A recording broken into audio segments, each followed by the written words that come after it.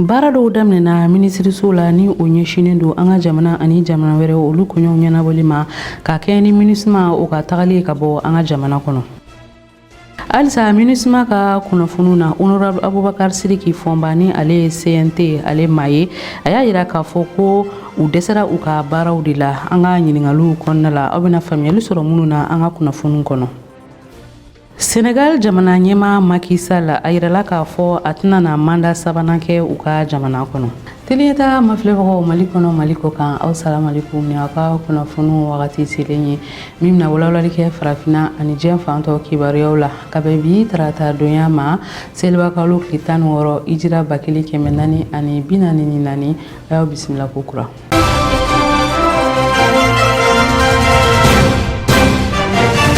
Baarasen dɔw daminɛna minisiri min bɛ yen n'ale ka baara ɲɛsinnen don an ka jamana ani jamana wɛrɛ o kɔɲɔw ɲɛnabɔli ma ale ni Nations Unies ale secrétaire général ni ale MINUSMA ɲɛmɔgɔ ye olu yɛrɛ kɔni u ni ɲɔgɔn cɛ MINUSMA ale ka tagali o kunnafoniyaw la an ka jamana kɔnɔna la yanni olu yɛrɛ kɔni cɛ Abdoulaye Diop ale ni El Gazim Wane u ye ɲɔgɔn ye kɛ u fila ni ɲɔgɔn cɛ ka kuma MINUSMA olu yɛrɛ ka tagali kow la. Aïssata Maïga bɛ ɲɛfɔli k'an ye o la. An ka minisiri mun ka koɲɔw bɛnnen bɛ jamana kɛnɛmakow ɲɛnabɔli la ni o ye Abdoulaye Diop ye ale yɛrɛ kɔni ni MINUSMA ma ɲɛma ka nɔ labila la fo ka taa se MINUSMA maaw ka ɲɛma ba yɛrɛ ma El Gazim Wane olu yɛrɛ kɔni ye ɲɔgɔn ye dɔw yɛrɛ kɔni kɛ a kun yɛrɛ kɔni tɛ dɔwɛrɛ ka se ka fɛɛrɛw bila sen kan walasa MINUSMA maaw bɛ se ka taa teliya la cogoya min na ka bɔ anw ka jamana kɔnɔna la i n'a fɔ Nations Unies maaw u ka sigiba kɔnɔna la u ye o décision yɛrɛ waleya cogoya min na an ka minisiri mun ka koɲɔw bɛnnen bɛ jamana kɛnɛmakow ɲɛnabɔli ma Abdoulaye Diop ale y'a yira k'a fɔ ko ni sigi yɛrɛ kɔni kɛra MINUSMA maaw ka laɲini yɛrɛ de kɔni kɔnɔna la walasa u ka tagali yɛrɛ bɛ se ka teliya cogoya min na barisa n'i y'a jateminɛ kalo 6 mun dilen don u ma u y'a yira k'a fɔ ko kalo 6 in yɛrɛ kɔni ka surun Abdoulaye Diop a y'a yira k'a fɔ ko hali sisan nɔ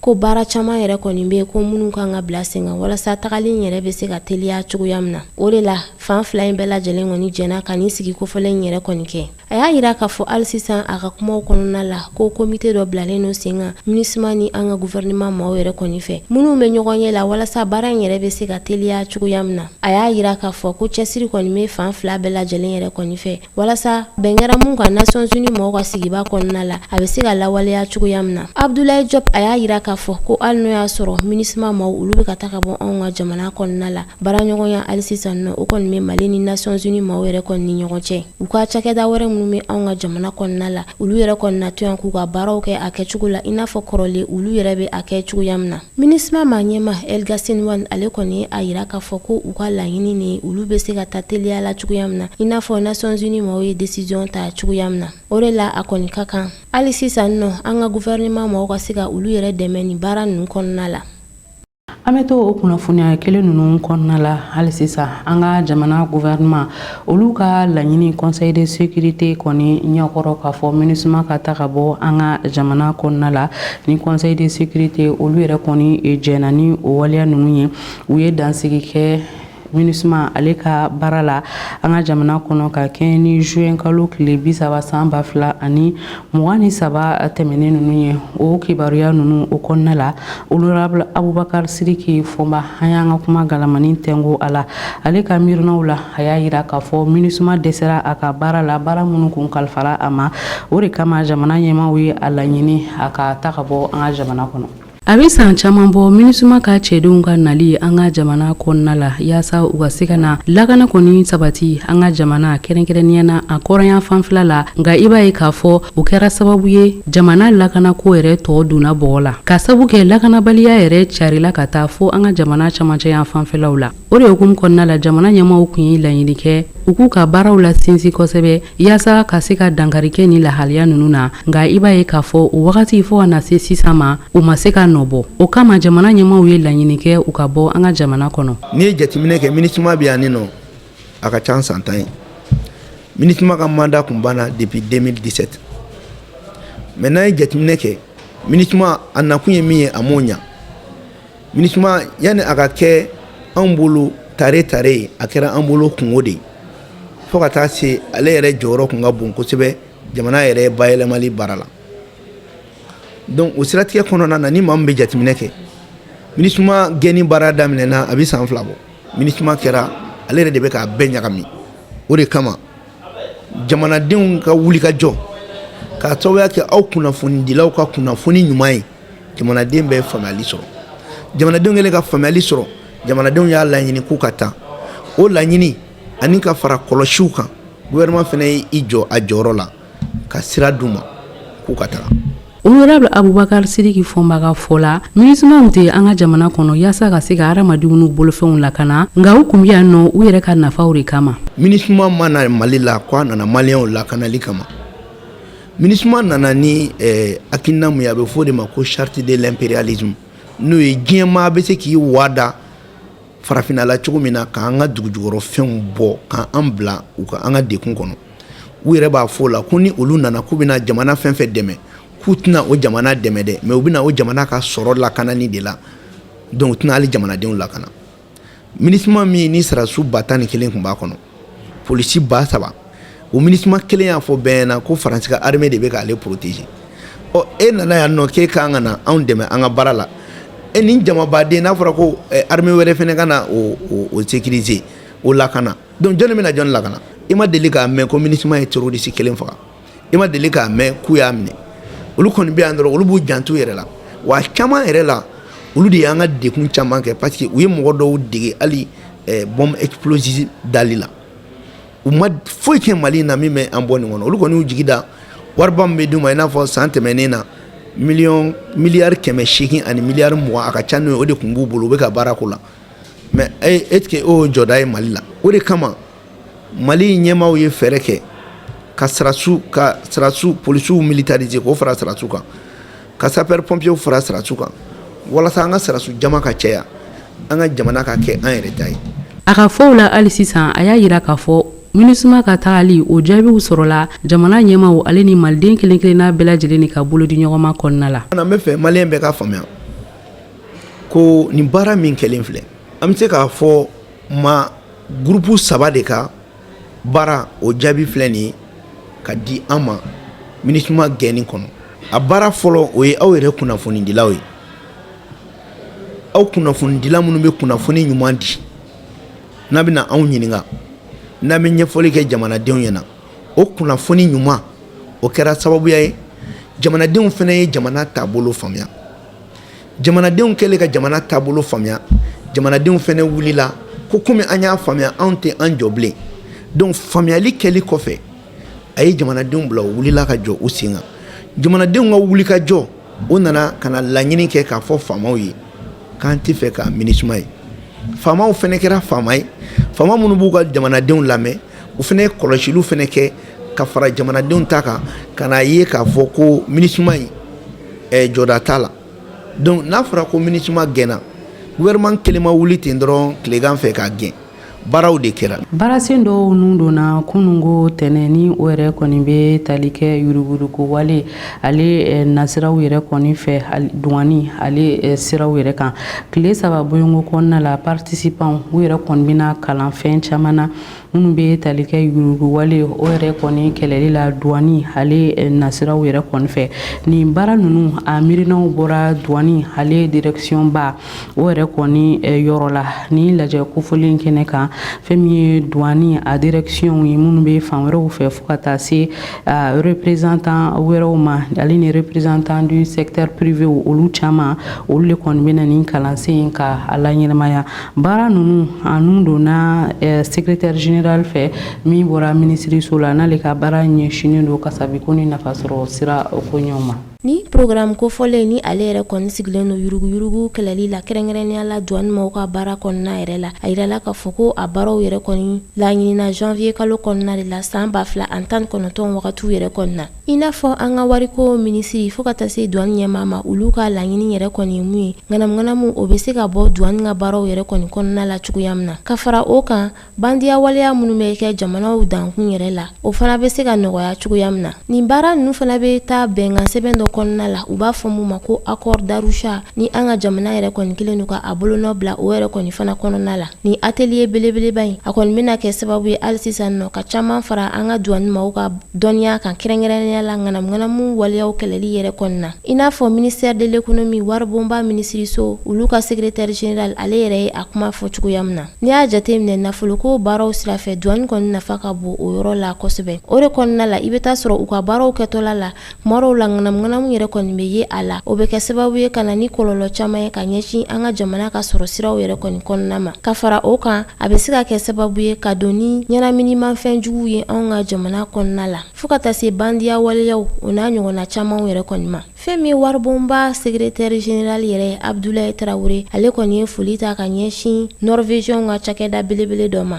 barisa olu de kɔni u bolonɔ bila sɛbɛnna sɛbɛn min y'a to ni programme ba in baaraw yɛrɛ bɛ se ka kɛ cogoya min na u ni maa min yɛrɛ kɔni jɛna k'u bolonɔ bila o sɛbɛn na o de ye douaniers ka tɔnba yɛrɛ diɲɛ seleke 4 kɔnɔna la n'a bɛ fɔ ma ko Organisation mondiale des douanes wa ni programme in bɛna kɛ sababu ye jamana minnu sen donna a baara la u ka se ka fɛɛrɛ kuraw bila walasa yuruguyurugu waleyaw o bɛ se ka kɛlɛ cogoya min na douane maaw ka baaraw yɛrɛ kɔni kɔnɔna la o de la an ka waribonba minisiriso olu ka secrétaire général Abdoulaye Traoré ale kɔni ye a laɲini maa minnu yɛrɛ kɔni sen donnen don ni baara in na u ka baara in kɛ ni hakilina falen walasa laɲini ye yuruguyurugu waleya in bɛ se ka bɔ douane kɔnɔna la o bɛ se ka sabati cogoya min na ka daminɛ juillet kalo tile 6 ka taa se a tile 16 ma san 2023 moptikaw fɛ yen nɔ u yɛrɛ kɔni bɛna seko ani dɔnko o lajɛba ka o dɔ yɛrɛ kɔni kunbɛn ni o yɛrɛ kɔni bɛ tali kɛ biennale artistique la ni ale yɛrɛ kun jɔra lakanabaliya ale sababuya la a bɛ san caman bɔyɔngɔ bɔ ni ye jateminɛ kɛ i b'a ye k'a fɔ a laban olu kɔni kɛra Sikasokaw fɛ yen nɔ kabini san 2010 wagatiw la nga o kɔfɛ u ye édition spéciale dɔ yɛrɛ kɔni kɛ min kɛra Bamako san 2017 tɛmɛnen ninnu na thème taara u bolo ɲinan san 2023 ta la o de ye k'a fɔ an ka jamana ale yɛrɛ kibaruyaw jamana kelen ale ni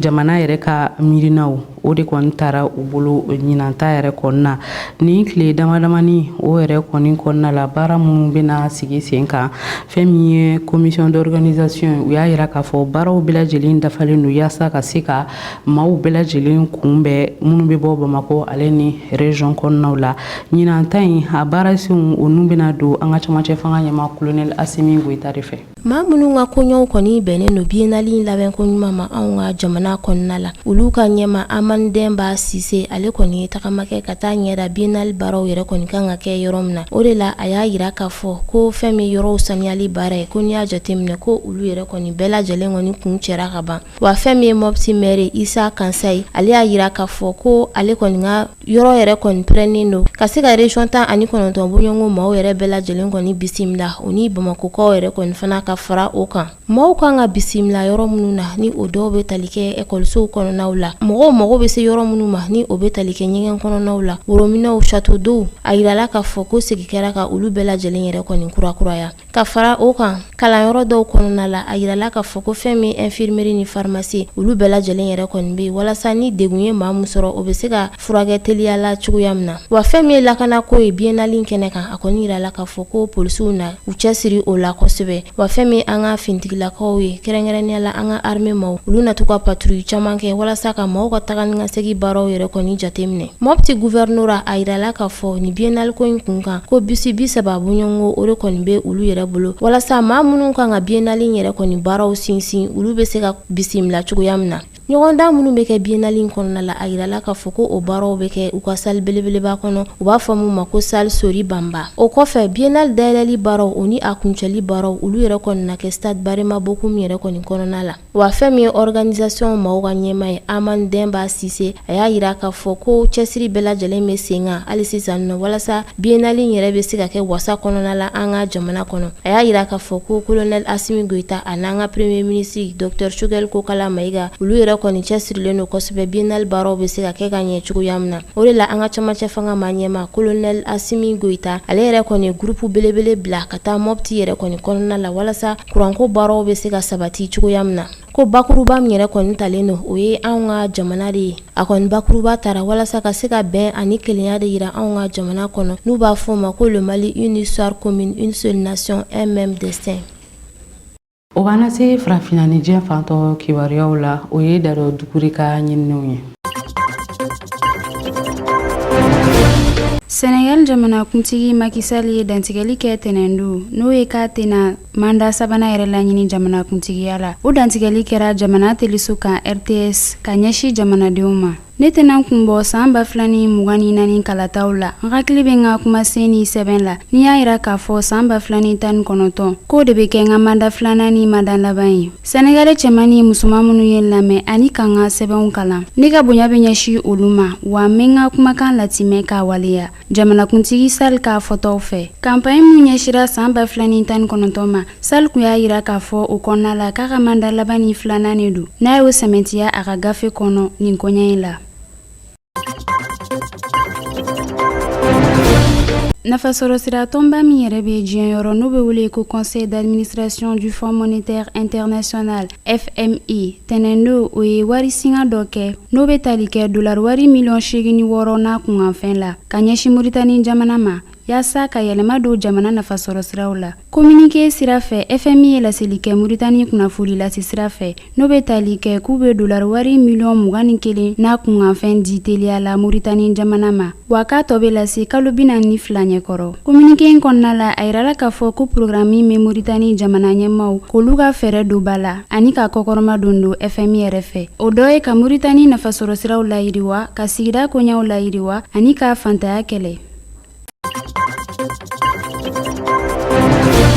Tɛnɛndo kisɛci gɛlɛn caman yɛrɛ kɔni sera Khartoum kɔnɔna la n'o kɛra marifatigi ni finitigilamɔgɔw cɛ la ni olu bɛ ka wele bila kɛ jamanadenw ma. Nin kɛlɛ in kɔnɔna la n'u bɛ sɛnsɛn kalo 3 sigiyɔrɔma bɔɲɔgɔnko la. Mankan wulila sɔgɔmada nɛgɛ kanɲɛ 4 waati wa a ma jɔ o kɔ. O la sera jamanaden dɔ yɛrɛ ka fɔta fɛ AFP yɔrɔ. Ale ma se ka taga bɔ jamana kɔnɔna la. Ni gɛlɛya caman yɛrɛ bɛ olu kan baloko ni sɔrɔ siraw fɛ. Finitigilamɔgɔ n'o ɲɛmaya bɛ Général Abdel Fattah bolo. Olu ni force de soutien rapide n'o ɲɛmaya bɛ Général Mohamed Hamdan Daglo bolo. Kɛlɛ in bɛ olu kunkari ɲɔgɔn na. A bɛ sen na kabini avril kalo tile 15. A kɛra sababu ye ka maa 3,000 bɔɲɔgɔnko bɔnɛ u ni la ani ka maa 2 miliyɔn bɔɲɔgɔnko yɛrɛ bila ka boli k'u sigiyɔrɔ to.